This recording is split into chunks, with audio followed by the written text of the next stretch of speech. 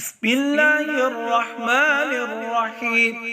دماغ تیز کرنے کا قرآنی وظیفہ روزانہ ہر نماز کے بعد 3 مرتبہ یہ قرآنی آیات پڑھے، انشاءاللہ آپ کا دماغ تیز ہو جائے گا۔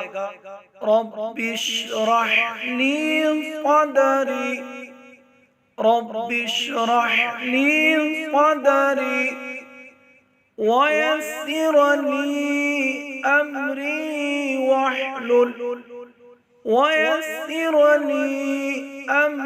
وَاحْلُلْ۔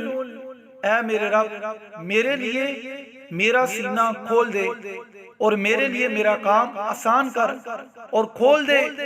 عُقْدَةً مِّن لِّسَانِي يَفْقَهُوا، عُقْدَةً مِّن لِّسَانِي يَفْقَهُوا قَوْلِي رَبِّ زِدْنِي عِلْمًا، قَوْلِي رَبِّ زِدْنِي عِلْمًا۔